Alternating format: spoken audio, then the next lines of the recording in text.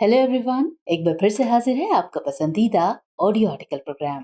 और मैं हूं आतिफा और आज बात करूंगी मास ले ऑफ के कारण और निवारण पर। हमारा यह आर्टिकल हिंदुस्तान टाइम्स में प्रकाशित खबर we do responsible hiring, Flipkart take stand against mass layoffs और बिजनेस स्टैंडर्ड में प्रकाशित समाचार no mass layoffs are happening at company, chief people officer Flipkart के सम्मिलित सारांश पर आधारित है। इसमें टीम दृष्टि के इनपुट्स भी शामिल हैं और साथ ही ये सामान्य अध्ययन प्रश्न पत्र 3 के आर्थिक और सामाजिक विकास खंड से संबंधित है। तो चलिए आर्टिकल की शुरुआत करते हैं।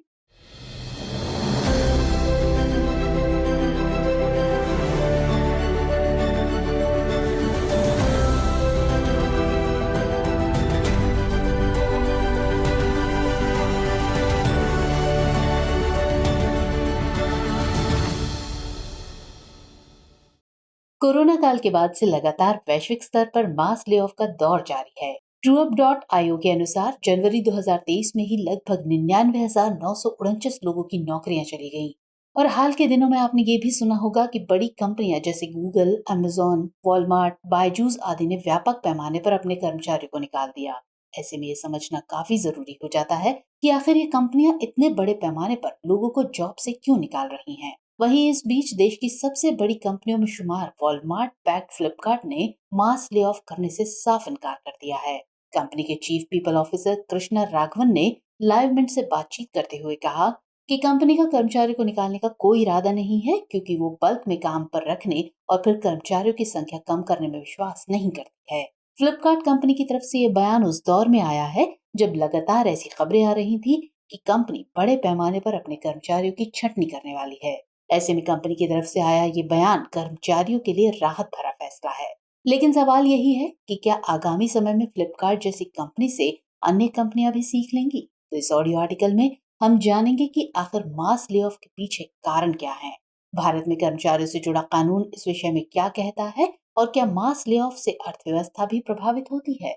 छटनी की प्रक्रिया से जुड़े नैतिक पहलू क्या है, इसे भी समझना जरूरी है। तो चलिए समझने की कोशिश करते हैं और इसी में सबसे पहले जानते हैं वैश्विक स्तर पर हो रहे मास ले ऑफ के कारणों को। दरअसल वैश्विक स्तर पर चल रही छटनी प्रक्रिया के कई पहलू हैं। इनमें पहला है कोविड-19 महामारी, जिसके दौरान ई बिजनेस के प्रसार की संभावनाएं देखकर जरूरत से ज्यादा लोगों की भर्ती करना। महामारी के दौरान मांग में उछाल देखा गया था और लोगों की ऑनलाइन माध्यमों पर निर्भरता बढ़ गई थी, क्योंकि लोग लॉकडाउन से घरों में कैद थे और वो इंटरनेट पर बहुत समय बिता रहे थे।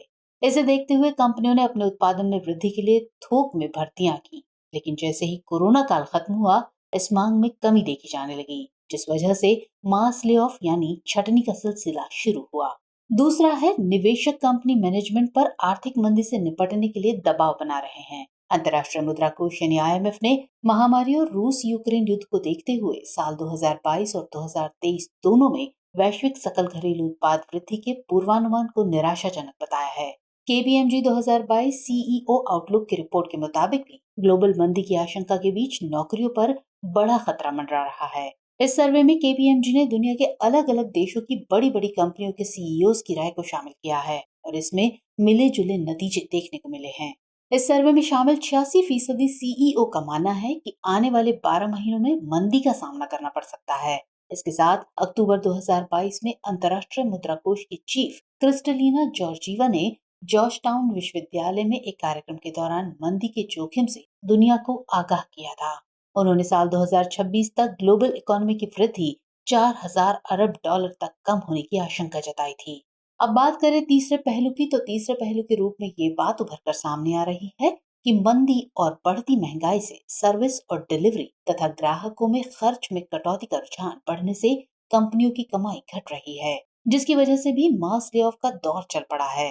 इसके अलावा कंपनियां भी मंदी की आशंका से ग्रसित हैं और अपना पुनर्गठन कर रही हैं। आर्टिफिशियल इंटेलिजेंस का बढ़ता चलन भी कर्मचारियों की जरूरत को कम कर रहा है, जिसकी वजह से लगातार लोगों की नौकरियां जा रही हैं। संयुक्त राष्ट्र के अनुसार 2023 में समूचे विश्व की विकास दर 1.9% रहने के आसार हैं। ये हाल के दशकों में सबसे कम होगी। अमेरिका की ग्रोथ रेट 2022 के 1.8% के मुकाबले 2023 में सिर्फ 0.4% रहने के आसार हैं। इसके अलावा खासकर बड़ी IT कंपनियों के शेयरों में गिरावट दिखने लगी है।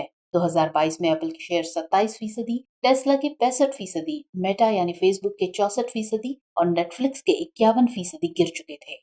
चलिए वैसे में ये जानते हैं कि भारतीय आईटी फर्मों की स्थिति क्या है। तो भारतीय आईटी सेवा फर्म संगठित क्षेत्र में सबसे बड़े नियोक्ताओं में से हैं और किसी भी वैश्विक आर्थिक रुझान का उनके विकास अनुमानों पर प्रभाव पड़ना तय है। एक अनुमान के मुताबिक आगामी समय में भारत में ई कॉमर्स फर्म तकरीबन 6% कार्यबल हटाएगी। भारतीय कंपनियां लगातार घाटा झेल रही हैं। रिजर्व पे के बिजनेस बैंकिंग प्लेटफॉर्म रिजर्व पे एक्स पेरोल की वार्षिक रिपोर्ट के अनुसार भारतीय स्टार्टअप पिछले 12 महीनों में भारी भर्ती कटौती से गुजर रहे हैं और स्थायी कर्मचारियों की भर्ती में 61% की महत्वपूर्ण गिरावट आई है। अभी तक हम सभी ने ये जाना कि दुनिया में मास ले ऑफ के पीछे की वजह क्या है। चलिए अब ये जान लेते हैं कि भारत में मास ले ऑफ से कर्मचारियों को सुरक्षित करने के लिए कोई नियम कायदे हैं या नहीं, और हैं भी तो उनमें क्या प्रावधान किया गया है। गौरतलब है कि देश में कर्मचारियों के हितों के संरक्षण के लिए कई कानून हैं। इनमें संघीय कानूनों में औद्योगिक रोजगार स्थायी आदेश अधिनियम 1946 और औद्योगिक विवाद अधिनियम आईडीए 1947 शामिल हैं। बात करें औद्योगिक विवाद अधिनियम 1947 की, तो ये उन श्रमिकों पर लागू होता है जो प्रबंधकीय या प्रशासनिक क्षमता में काम नहीं कर रहे हैं। इसमें कहा गया है कि 1 वर्ष से अधिक समय से कार्यरत किसी भी कर्मचारी की सेवा को उपयुक्त सरकारी कार्यालय से अनुमति मिलने के बाद ही समाप्त किया जा सकता है। इसके अलावा एक नियोक्ता को सेवा समाप्त करने के लिए वैध कारण भी प्रदान करना होगा और एक अलग राशि का भुगतान भी करना होगा, जो कि रोजगार के प्रत्येक वर्ष के लिए 15 दिनों के औसत वेतन के बराबर होगा। हालांकि भारतीय श्रम कानूनों की संरचना को देखते हुए भारत में किसी कर्मचारी को बर्खास्त करने की कोई मानक प्रक्रिया नहीं है। एक कर्मचारी को नियोक्ता और कर्मचारी के बीच हस्ताक्षरित व्यक्तिगत श्रम अनुबंध में निर्धारित नियमों और शर्तों के अनुसार समाप्त किया जा सकता है। शर्तें देश के श्रम कानूनों के अधीन होनी चाहिए, क्योंकि वो श्रम अनुबंध में निर्धारित प्रावधानों का स्थान देती हैं। अगर कोई अनुबंध नहीं किया गया है तो राज्य के श्रम कानून के पास इस मामले का अधिकार क्षेत्र है। औद्योगिक विवाद अधिनियम 1947 की धारा 3(1) के अनुसार 100 या अधिक कर्मचारियों के साथ काम करने वाली फर्मों और कंपनियों को किसी भी प्रकार की छंटनी लागू करने से पहले सरकार से अनुमति लेनी होती है। लेकिन साल 2020 में इंडस्ट्रियल रिलेशंस कोड यानी औद्योगिक संबंध संहिता के जरिए श्रम मंत्रालय ने भर्ती और छटनी को लेकर कंपनियों को ज्यादा अधिकार दिए। इस अधिकार के दिए जाने से ये सीमा बढ़ाकर 300 कर्मचारियों की कर दी गई है। इसका मतलब ये है कि जिन कंपनियों में 300 तक कर्मचारी हैं, उन्हें स्टाफ की हायरिंग और फायरिंग के लिए इजाजत लेने की जरूरत नहीं होगी। भारत में बर्खास्त कर्मचारियों के अपने कुछ अधिकार भी होते हैं, लेकिन कई बार इन अधिकारों से कर्मचारी वंचित रह जाते हैं। तब ऐसे में सवाल है कि क्या इससे अर्थव्यवस्था भी प्रभावित होती है? तो इसका जवाब पूर्णतः हाँ में है। आइए जाने कैसे।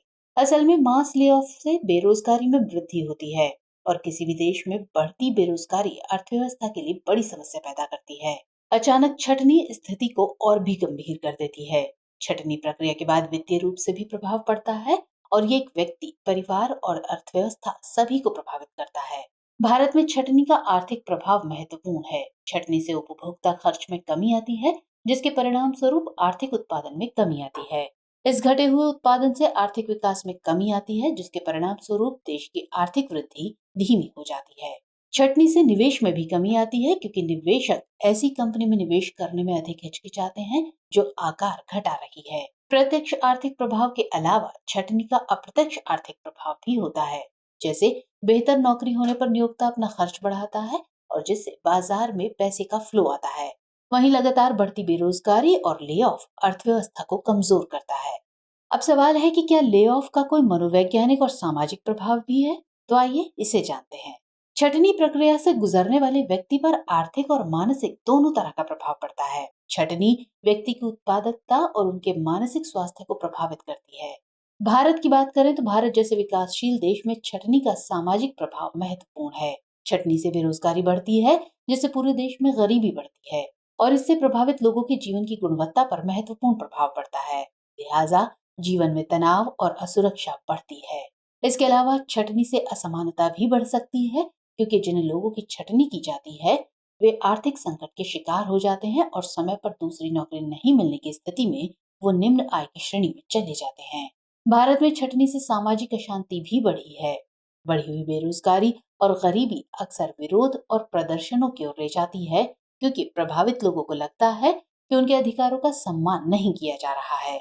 इससे और अधिक आर्थिक अस्थिरता और संघर्ष हो सकता है, जो देश के सामाजिक ताने बाने को भी कई बार प्रभावित करने का काम करता है। अब ऐसे में ये जानना भी जरूरी है कि आगे की राह क्या हो सकती है। तो दरअसल फ्लिपकार्ट कंपनी ने कर्मचारियों की छटनी न करने के बयान देकर एक बेहतर संकेत दिया है। अलबत्ता कई उपाय ऐसे हो सकते हैं जिससे कर्मचारियों को मास ले ऑफ का सामना करने से बचाया जा सकता है। कंपनियों को व्यापक स्तर पर हायरिंग करने से पहले दूरगामी परिणामों के विषय में सोचने की आवश्यकता है। छटनी को कम करने के लिए उद्यमिता को बढ़ावा दिया जाना जरूरी है।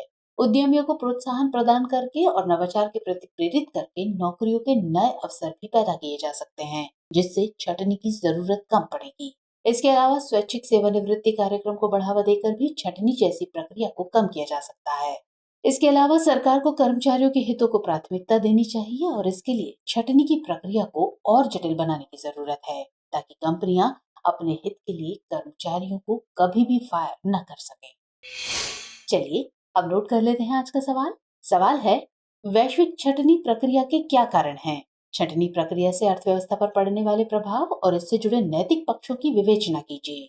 तो आज के एपिसोड में इतना ही। मुलाकात होगी अगले एपिसोड में किसी और खास टॉपिक के साथ। तब तक के लिए जय हिंद।